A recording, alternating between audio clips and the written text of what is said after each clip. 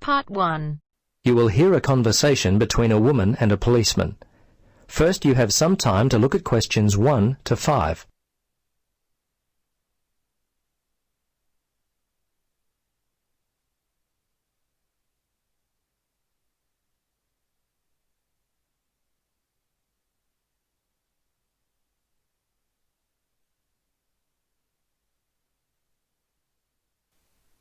Now, listen carefully and answer questions 1 to 5. Good morning, Bumley Police Station. How can I help you? Yes, I need to report a stolen bag. Just a moment and I'll put you through to Lost and Stolen Property. Hello, Sergeant Rhodes speaking. Can I help you? Yes, hello. I'd like to report a stolen bag. Okay, a stolen bag. We've been getting a lot of these lately. I'll need to get some details. Let's see, when was the last time you had your bag? Well, about 2 hours ago. I just can't believe this has happened. I take it everywhere with me. It was given to me as a graduation present. I'm just so upset. Yes, I know. It's very frustrating. It seems like I put it down for a second, and then it was gone. Yes. Look, the good news is that most of the stolen bags in our area are found, usually without the money. So I'd be surprised if you don't get it back later. Tell me, what does the bag look like? Well, it's dark blue, cylindrical. It has 2 carry handles either side of a zipper on top.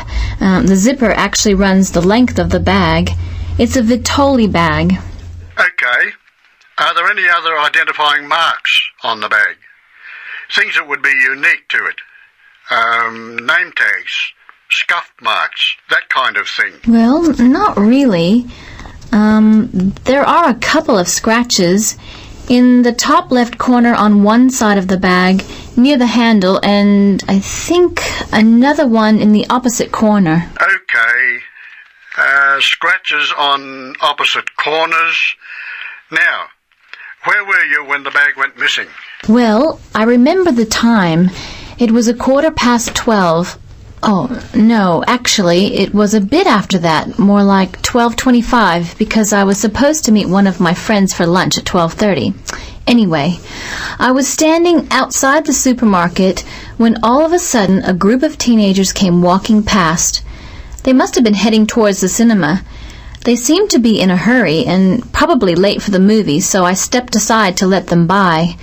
When they'd passed by, I reached down to pick up my bag, and it was gone. I see. Now, can you remember the contents of the bag? Yes, let's see, my passport and some traveler's checks.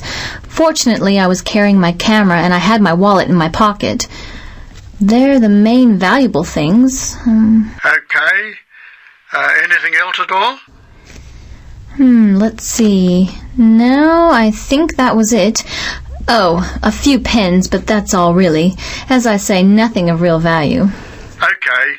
I'm going to have to get your details. Are you here on holiday? Yes, as a matter of fact, I am. I'm visiting from Canada. I've been here for 3 weeks already, but I'll be here for another month. Before you listen to the rest of the conversation, you have some time to look at questions 6 to 10.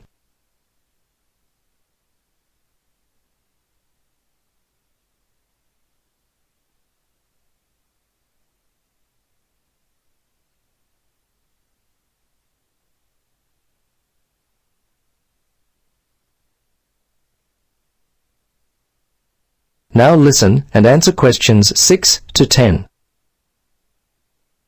Now, have you contacted your credit card company? Yes, I did that immediately.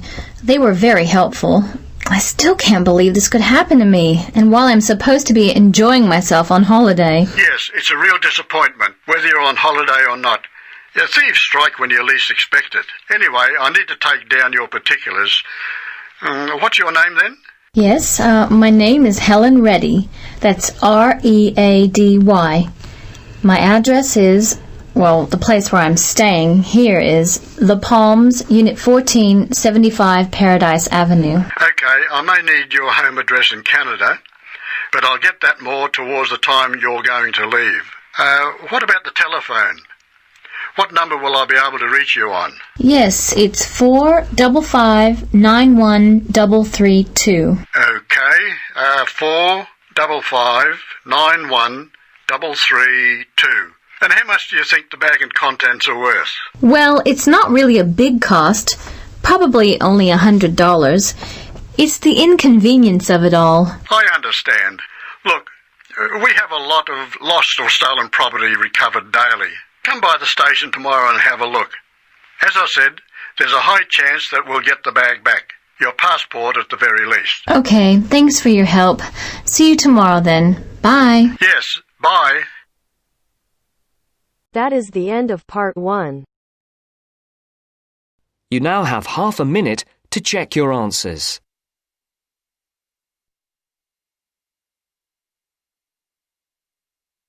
Now turns to part 2. Part 2. First, you have some time to look at questions 11 to 15.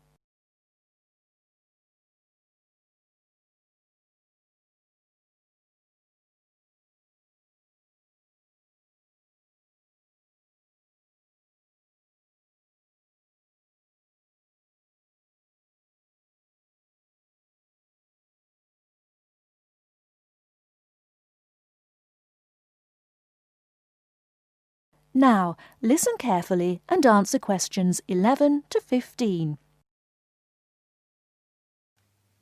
Hi, everyone. I'm a bit nervous about doing this, so, anyway, as you all know, I come from Libya, and I'm going to talk about sandstorms. Sandstorms are very common in the Sahara Desert, and so people in Libya, which is near the Sahara Desert, know all about them. Now, we say sandstorm, but it's not really a storm.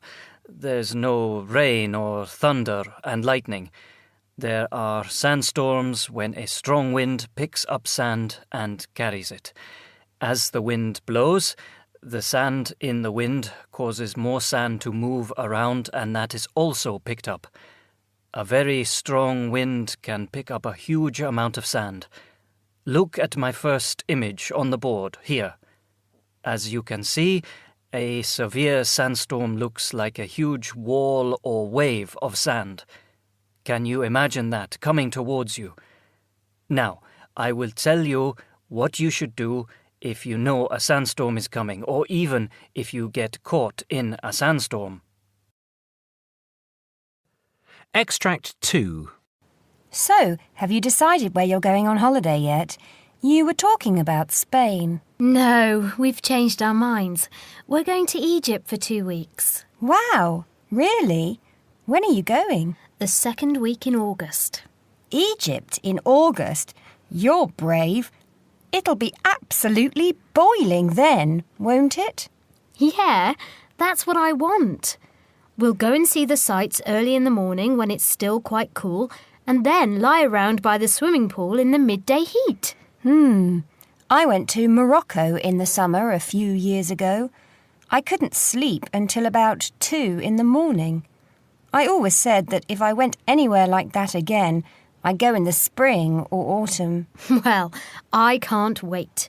You just see my tan when I get back. Before you hear the rest of the talk, you have some time to look at questions 16 to 20.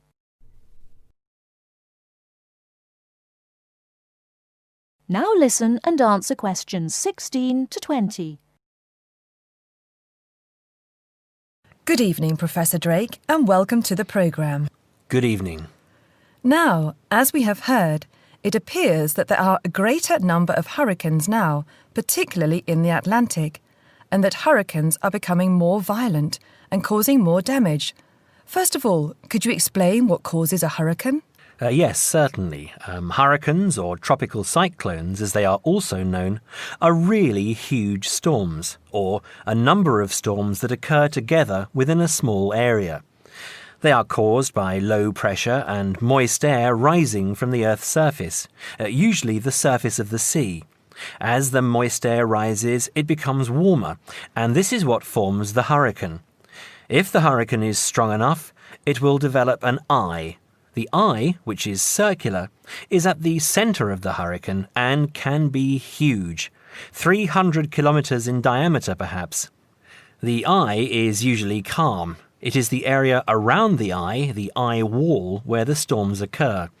The eye wall surrounds the eye like the wall of a huge vertical passage, and is made up of the strong winds that cause the damage when the hurricane passes over land. Spreading out from the eye wall is the vast area of clouds and rain that we call the rain bands. These rain bands can spread for hundreds of kilometres. Thank you for that, Professor. Now, why is it that the world is experiencing a greater... Extract 4. Floods occur when the water level rises in an area where there was previously little or no water. Floods can be dramatic. They occur suddenly and the water level rises quickly. Or creeping, the water level rises over a longer period of time.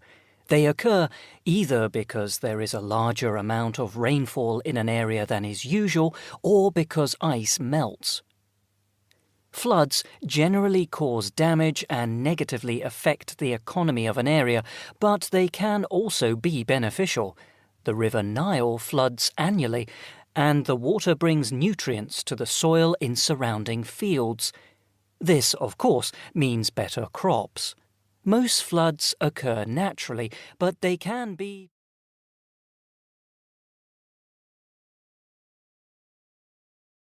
That is the end of part 2. You now have half a minute to check your answers.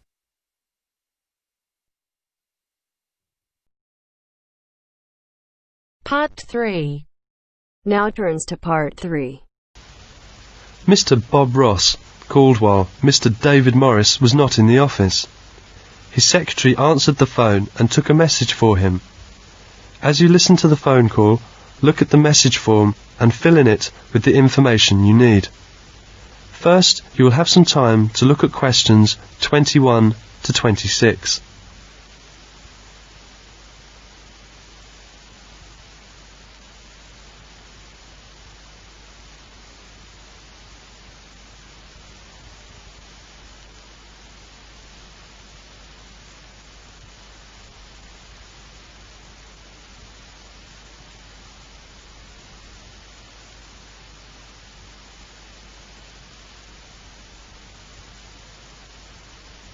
Now listen carefully and answer questions 21 to 26. Mr. Morris's office. Good afternoon. Good afternoon. May I speak to Mr. Morris? I'm afraid he's not in at the moment. Who's calling? This is Bob Ross of the Sales Association speaking. Sorry, I didn't catch your name. Bob Ross, R-O-S-S. Do you have any idea what time he'll be back? No, I don't, Mr. Ross. Would you like to leave a message? Yes. Will you tell Mr. Morris that I talked with Bill Smith in London this morning? Bill Smith? That's right. Bill told me that they are planning to have a sales meeting in Birmingham on the 12th, 13th and 14th of May. Yes, I have that. Birmingham, May the 12th, 13th and 14th. Right. And tell him that Bill said that they would like to have Mr. Morris speak to the group on the morning of the 12th. They want Mr. Morris to speak to the group? Yes, at 9 o'clock on the morning of the 12th. There will be about 80 people in the group. I see. Mr. Morris will be speaking to a group of about 80 people. Yes, about 80 salesmen from all over the country, and they'd like him to describe the new marketing plans. Where is the meeting to be held? At the Grant Hotel. Anything else? No, that's the message. May I have your phone number, just in case? Yes, that's 805-7492. Thank you very much. You're welcome, Mr. Ross. I'll give Mr. Morris the message as soon as he comes back. 5 minutes later, Mr. Morris comes back. I'm back. Did I have any cause? Yes, Mr. Hill called. He didn't leave a message. He said he'd call back tomorrow morning, and James Turner called twice. He's anxious to talk with you. He'd like you to call him as soon as you can. Did he leave a number? Yes, here it is. And Mr. Ross called just a few minutes ago. Did he want me to call him back? No, he left a message for you. Here it is. Mr. Morris called James Turner as soon as he came back. As you listen, complete the notes by writing no more than 3 words on each line. Now you will have some time to look at questions 27 to 30.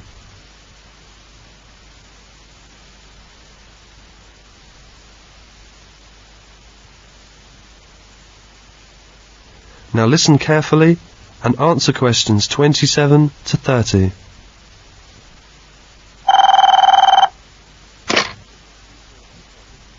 One 1562488. Could I speak to Mr. Turner, please? Speaking. Oh, it's you, James, is it? David here. Oh, hello, David. My secretary told me that you had called twice. Is there anything important? Yes, it looks as if I won't be able to keep the appointment we made. That was to be on Thursday, wasn't it? Yes, I'm so sorry. My uncle is arriving from America that afternoon, and we're having a party in the evening. You know, a big family party. I see. But could we meet on Friday or Saturday? Or would you prefer the beginning of next week? Afraid I'm tied up at the weekend. And let me just check. Monday would be alright, I think. Monday's okay for me too. Oh, good. Shall we say the same time as we arranged? Could you come here at 11 o'clock?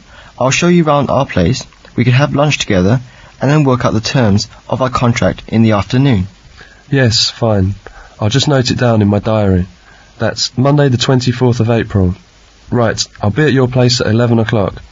Hope I haven't messed up your arrangements too much. Oh no, these things happen, don't they? See you next Monday and have a nice weekend. Thanks, you too, David. Bye. That is the end of part 3. You now have half a minute to check your answers.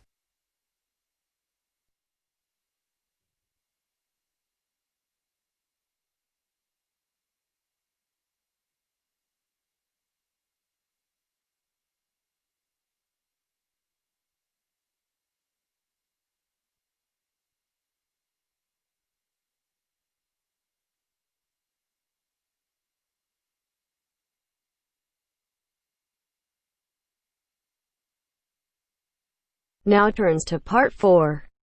Part 4. You will hear an introductory lecture about vegetarianism being given by a nutritionist. First, look at questions 31 to 40.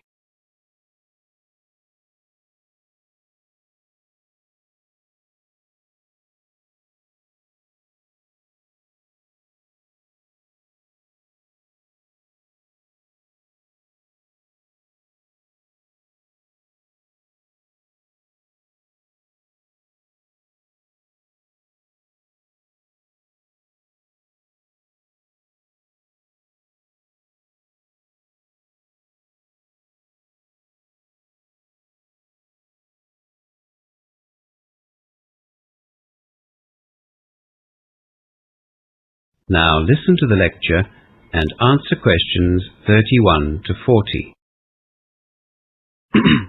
You will all have a vague understanding of what being a vegetarian is all about.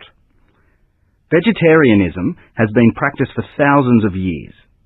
The simplest definition is someone who doesn't eat meat, of course. But does abstaining from eating meat include seafood and chicken?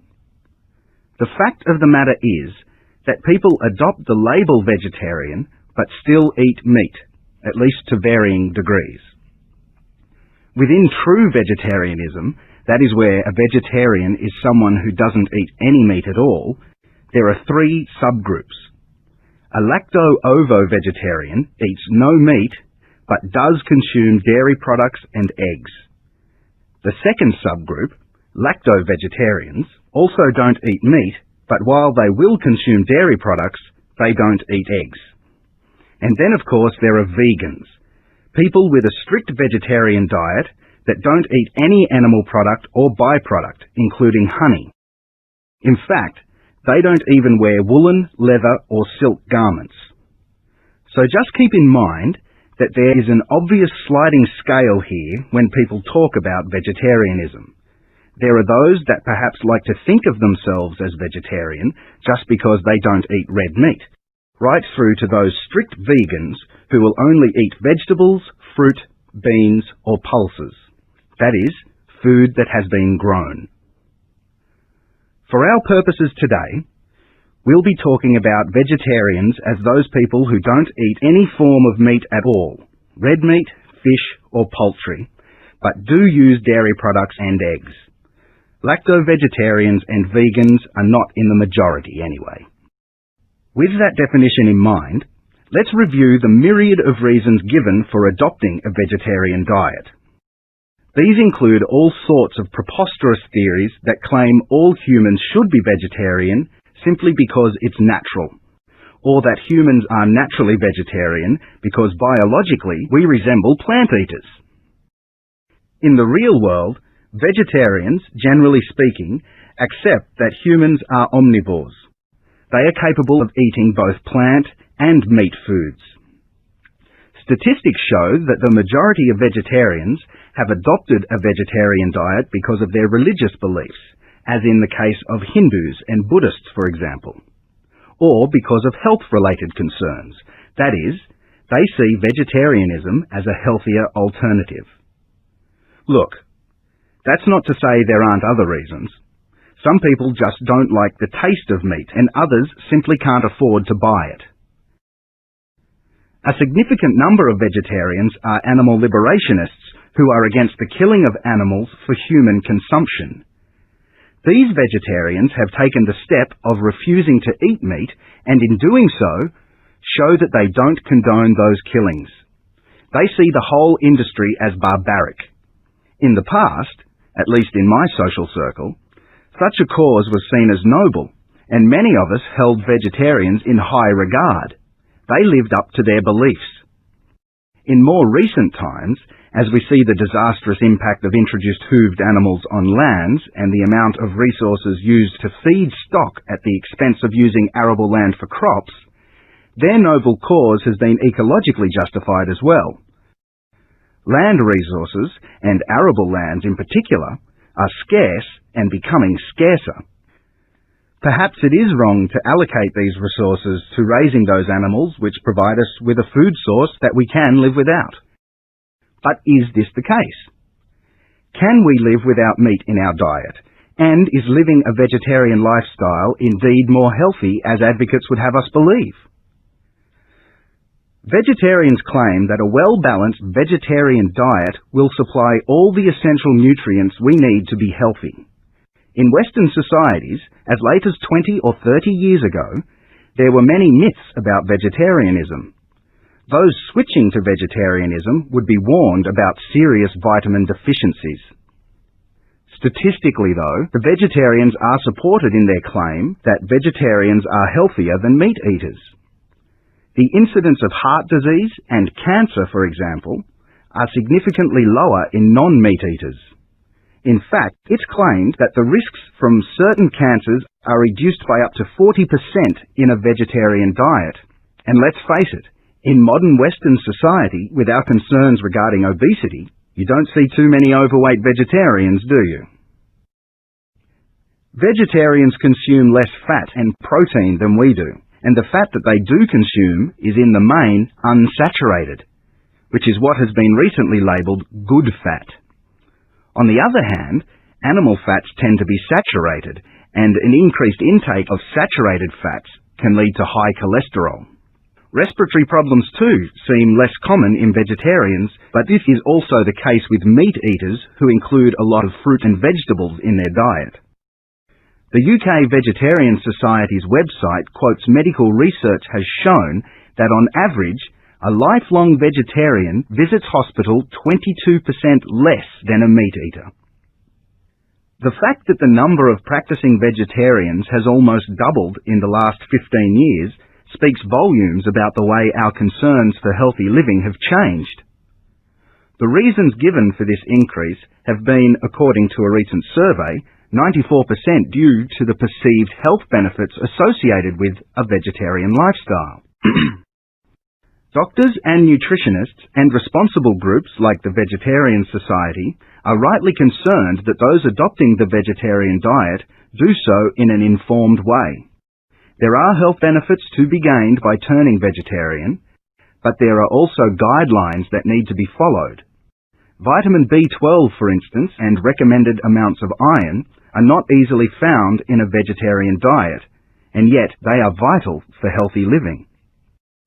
So, where can such vitamin and mineral replacements be found in the vegetarian diet? Well, for the average vegetarian, good sources of iron are spinach, prune juice, or dried fruit. Vegetarians are advised to eat these foods with fruit juices, which will increase the amount of iron absorbed. B12, on the other hand, is not as readily available because it is only found, to all intents and purposes, in meat, fish, and dairy products. This vitamin is one which vegetarians find difficult to replace. However, as I said, low amounts of B12 can be found in dairy products as well as soy products or seaweed. For the stricter lacto-vegetarian and vegan, B12 can be obtained from foods that have been fortified with the vitamin. Vegetable margarines, some soy products, and breakfast cereals are the most common sources. The key to a healthy vegetarian diet is the same as any other diet.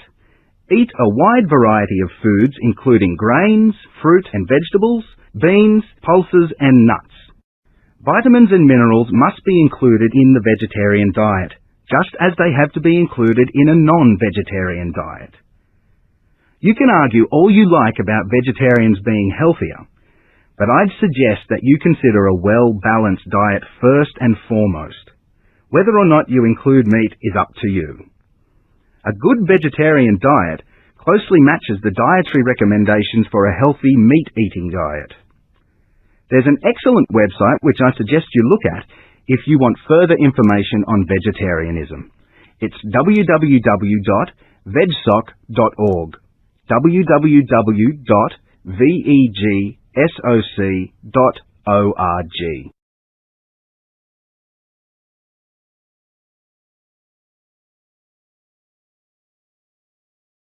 You now have half a minute to check your answers. That is the end of part 4. You now have half a minute to check your answers.